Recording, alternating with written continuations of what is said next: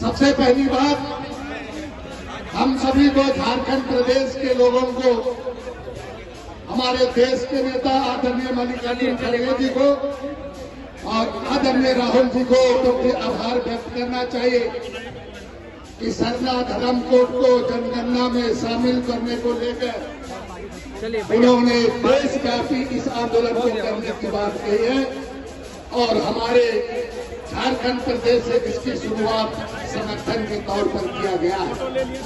हमारे प्रदेश के प्रभारी आदरणीय के राजू के अनुसार, उन्हीं के निर्देश अनुसार प्रदेश के अध्यक्ष केशव कमलेश जी के नेतृत्व में जो ये धरना प्रदर्शन आयोजन किया गया है, जो आने वाले दिन में हम सभी लोगों को बहुत बड़ी एक चुनौती है, इस लड़ाई को हमको आगे लेकर के जाना है।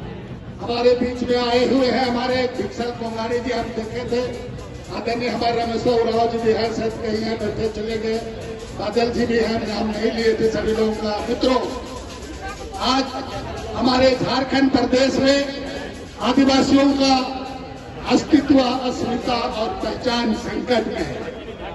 झारखंड प्रदेश के यहाँ पर सरना धर्मावलंबी प्राकृतिक के पूजक है, नदी नाला पहाड़ जीव जंतु को पूजा करते हैं, उसी को अपना आराध्य भगवान के रूप में उसको आस्था व्यक्त करते हैं। आज आदिवासियों के चलते ही पूरे अगर कहेंगे विश्व में पूरे अगर जल जंगल जमीन हमारे विशेषकर झारखंड प्रदेश में ये सारा चीजें आज अगर दिखता है तो हमारे उन आदिवासी भाइयों बहनों के कारण ही दिखता है। आप देखते हैं कि आदिवासी पेड़ पौधों के साथ कितना उसका लगाव रहता है। पेड़ पौधा वो लोग काटते नहीं है, वृक्षारोपण करते हैं, पहाड़ को कभी तोड़ते नहीं है, खोदते नहीं है। अगर कुआं में भी पहाड़ लगाना रहता है तो कुआं के लिए भी दूर दराज से पत्थर चुन के लाता है, लेकिन बड़ा बड़ा पत्थर को तोड़ता नहीं है। इस बात को समझना है।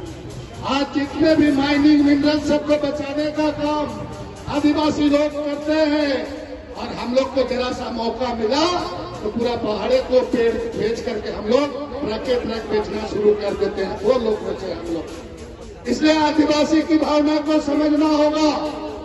आज पूरे आदिवासी लोग लंबे समय से संघर्ष कर रहे हैं सरना धर्म कोड के लिए। पूरे जनगणना के कॉलम में हिंदू मुस्लिम सिख ईसाई का कोड है। आखिर कौन सा उनका पाप किया है जो कि आपको उसको धार्मिक पहचान नहीं दे रहे हैं? धार्मिक आइडेंटिटी आपको देना होगा, उनके साथ न्याय करना होगा। आज तकरीबन 12 करोड़ देश में आदिवासी लोग रहते हैं। हमारे झारखंड में विगत जब जनगणना हुआ था 2011 में तो 50 लाख लोग अपना धर्म को सरना धर्म कोड में लिखा था, जबकि जैन का हमारा सरना धर्म कोड से भी उसकी आबादी कम है। तो जब उसकी मान्यता उसका कोड मिला है तो सरना धर्म कोड का क्यों नहीं मिलेगा? इस बात को हमको आपको समझने की जरूरत है। आज कांग्रेस पार्टी पूरे संकल्प के साथ, आपने देखा होगा कि हर हालात में हमें यहाँ के प्राकृतिक पूजक लोगों को, यहाँ की संस्कृति, यहाँ की परंपरा से लेकर के पूरे चीजों को बचाने के लिए हर हालात में हमें उसको धर्म कोड के लिए लड़ाई लड़ना होगा और ये बात जीतना होगा। यहाँ पर जब जनगणना होता है, अभी डॉक्टर रमेश राव जी कह रहे थे यहाँ पर ऐसे समय में जनगणना होता है कि उस समय लोग यहाँ से पलायन करते हैं और नतीजा क्या होता है? यहाँ की आबादी भी कम हो जाती है। कमोबेश आदिवासी राज्यों में यही तमाम चीज होता है। इसलिए सही बात उनके द्वारा कहा गया, इस बात को हमें ध्यान देने की जरूरत है और कांग्रेस पार्टी को इसको विशेष रूप से इसको विचार करने की जरूरत है। इस बात को मैं आग्रह करने के लिए आया हूँ। बहुत सारे यहाँ हमारे नेतागण हैं। सबसे पहली बात, देश में लंबे समय से सरना कोड का मांग हो रहा है। बगल के उड़ीसा, असम, बंगाल, छत्तीसगढ़, एमपी से लेकर कई राज्यों में, इवन राजस्थान में भी। लेकिन कांग्रेस पार्टी आदरणीय राहुल गांधी जी के नेतृत्व में एक हिम्मत और साहस के साथ उन्होंने कहा है कि हर हाथ में सरना कोड को जनगणना कोड में शामिल करना होगा। उन्होंने यह संकल्प करके दिया है। इसीलिए मित्रों, हमें समझना होगा और आने वाले दिन में हमें इस लड़ाई को आगे लेकर के जाना है। कांग्रेस पार्टी, आपको मालूम है कि जातिगत जनगणना हमारे आदरणीय नेता राहुल गांधी जी सदन से लेकर के सड़क पर लड़ा, जबकि भारतीय जनता पार्टी के लोग पहले बोलते थे कि ये जो आपका जातिगत जनगणना का मांग करने वाले लोग, ये लोग आपका नक्सल लोग हैं, कई तरह की बातों को कहा जाता था।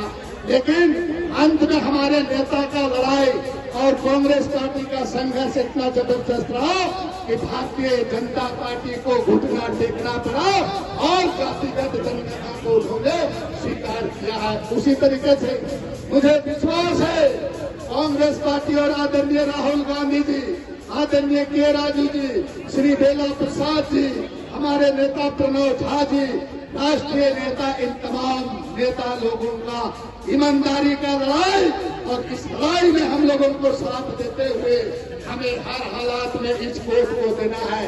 और कांग्रेस पार्टी ऐसा है कि आदिवासी के लिए पैसा कानून बनाया, कांग्रेस पार्टी ऐसा है कि जनजातीय उपयोजना दिया, कांग्रेस पार्टी मनरेगा का कानून बना दिया, सूचना का अधिकार दिया, फॉरेस्ट का पट्टा दिया, सारा चीज अगर दिया है तो कांग्रेस पार्टी ही दिया है।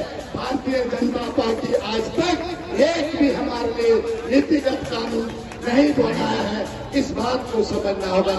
इसलिए अगर कोई देगा तो कांग्रेस पार्टी ही देगा। इसलिए हमें लड़ना होगा और इस लड़ने के लिए हम सभी लोगों को मिल करके कांग्रेस पार्टी को मजबूती से इस लड़ाई को गांव-गांव तक ले जाना होगा, समझाना होगा। हमारी पार्टी पेशा कानून पर भी पूरा क्लियर है। पूरा 1996 में जो पेशा कानून है वो हूबहू लागू हो, इसका भी हम लोग इसका वकालत कर रहे हैं, इस पर भी बात चल रही है। इन्हीं शब्दों के साथ मैं अपनी बात को समाप्त करते हुए एक बार जोर से नारा लगाइएगा। जितना जोर नारा लगाइएगा सरना कोड जल्दी मिलेगा और इसको गाँव-गाँव में लेकर जाना। बोले आवाज दो, ये राज्यपाल के कान तक जाना चाहिए। आवाज दो,